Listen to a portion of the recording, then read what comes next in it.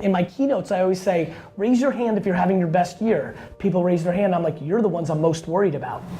Notice how uncertainty got you to, oh shit, we should have a hedge. I'm most worried about everybody here who's doing the best because they're not thinking about hedge because it's working. That sales machine is feeding me. That company signed a 6-year deal, bless you. 6 years is like fucking 6 minutes. Yeah, you're right. I'm aware. Like I see it every day. You know, what I'm good at is pattern recognition of business over the last 25 years, mine and others. I've done, bless you, small business, family business. I was in Silicon Valley. I did Madison Avenue for a reason. I knew nothing about corporations. I couldn't speak smartly 7 years ago about Nike and Adidas. Now I can tell you everything. Now I'm dangerous. Now I've got the blueprint across all entrepreneur, SMB, Silicon Valley tech, and Fortune 500. Now I understand everybody's strengths and weaknesses. Now I can start my career at 50. That's the plan. So when I talk about patience, I'm like, think about what I just said. And all the while, the most important thing that I want people to learn from me, didn't make money. Built a business for my dad, had no money. VaynerMedia, my brother, Steve Ross, not making any margin, not making money. Not making money, up to 50, I am. People are like, cool, how do you have a Hamptons house? How do you like, yes, I'm making money, but I'm leaving 90% of the economics on the table. And so cool, I'm talented, so I had bigger numbers, but like, it's still the thesis. So if you're not as talented as me, and you're making 50K when you were worth 400K, but if you follow my model, you're gonna make 4 million. Yeah. Now, you can get hit by a tree, you could die. Like, I understand, you can get divorced and lose half and like change your, like, there's nothing that's foolproof. But there are, I always use fitness because it's easier for people to grasp. Like, if you eat right and exercise, yeah, you could get cancer. You could, like, you know, you might have a body, like I don't have a body type for a chest. Dio does. Like there's certain things that are gonna happen. Like I'm putting in the work, but I'm not gonna have a nice, good chest. Dio does like 1 push-up and has a chest. You know, like, he's putting in real work, but there's body types, we all know it, right? Like some people starve themselves and still are chunky and big bone, but the reality is there is certain things that are black and white right. Learning, contexting, understanding. My biggest concern in this macro room is the economy's been good. Yeah, me too. The economy's been good for a decade, globally. You know, every market's a little different. Ukraine's a little different in London, the US, but like in the macro, the whole world has become full of shit and doesn't want to pay the piper. And that's gonna, like, we should absolutely, on merit, have a global depression because the whole world is full of shit. Yeah. And that could happen. Yeah. Like, I think a whole lot about, like, the biggest thing that keeps me safe is I'm willing to live in this room with my family. And that's cool. That's why I'm pushing everybody not to be fancy, because I know they're about to have to not be fancy. They're not gonna worry about fucking Yeezys and Supremes and gold watches. They're gonna be worried about fucking putting food on their table. Like, that gets real, like, that's a spectrum, boy. Like, go read the Roaring 20s. Go look at how everybody in the world lived in the 20s. You'll get real scared real fast. You'll get real scared real fast because you know how the 30s and 40s played out. We're headed, so I think about a lot of that shit. I mean, I think that's keeping me up at night a little bit about next year. We're you know, marching on to Brexit. Whatever your views on it are, there is a lot of uncertainty. Yep. I'm in a service business. Yep. That's why I'm trying to pivot very quickly into a products business. But even that's going to be impacted. And let me tell you why I'm so heavy to push everybody here on building a personal brand. It is the best asset to have during a shitty time. Because you'll be able to get a job.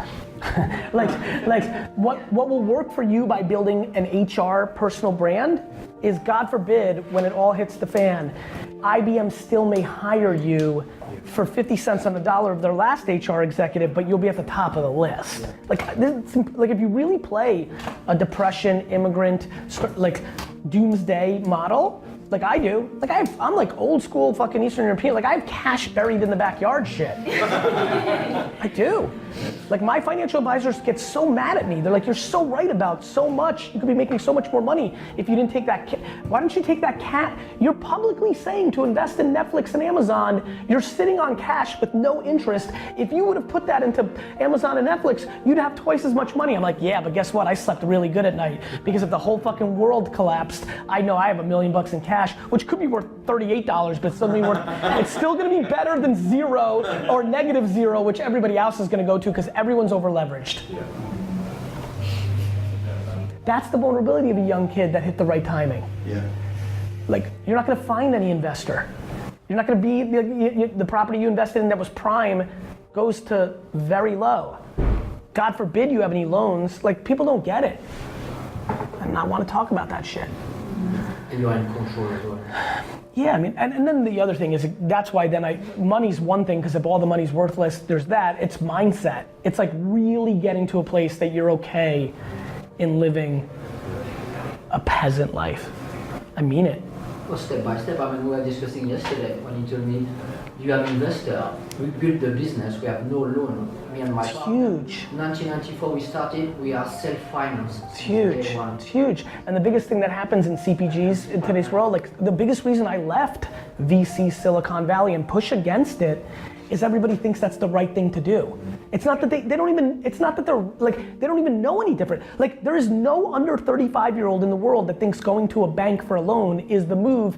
Everybody over 50 thought that was the move. Mm-hmm. Yeah, everyone's obsessed, aren't they, with raising money? Slavery. Yeah, and because they don't realize what's happening. Like Gavin will tell you, I was in Nourish, like you get kicked out of your own company. Yeah. People don't understand what actually happens. What's your view on the, we've been looking at? And I apologize real quick. And also what happens is you're building a company in a fake environment. You're losing money every month, but you think you're building something. Then something bad happens, you have to raise more capital, and it changes the cap table to you getting paid last. Yeah. And then your company sells, and you made no money. People are not smart. I don't know what to say. And so like, I have a communication style that penetrates, and so I'm trying to use it for good, like to help people, because you think I'm popular now, wait till shit hits the fan. I'm gonna be the most popular. Because the 10% that are alive are gonna be alive because they listened to me and did something completely different, and the 90% wish they listened to me.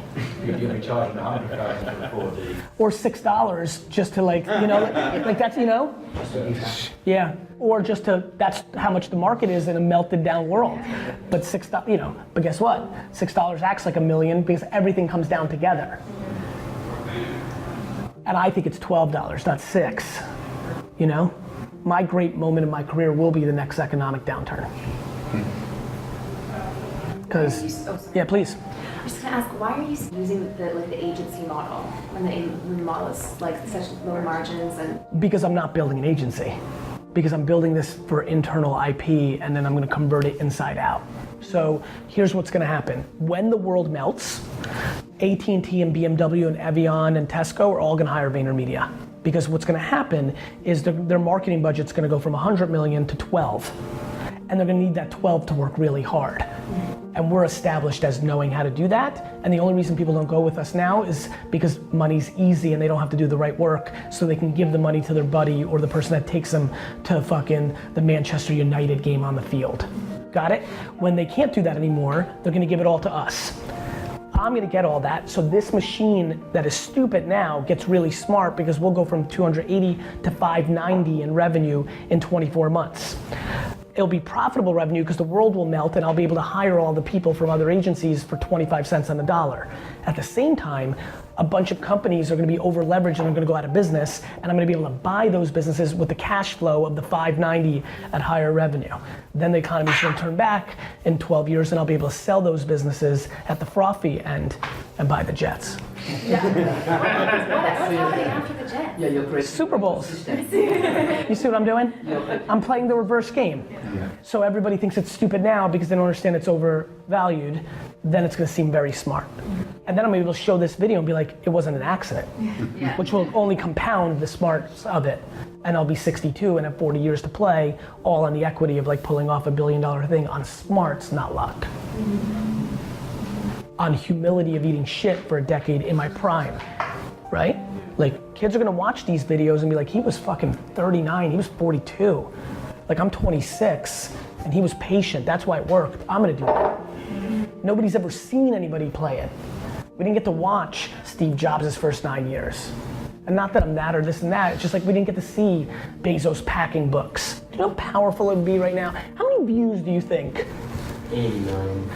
How many views do you think if Jeff Bezos was doing a vlog, those first 50 episodes of him packing books in a fucking garage would have? 80 million? Maybe 14 billion? Right? Everybody would watch it. I mean everybody. Yeah. Yeah.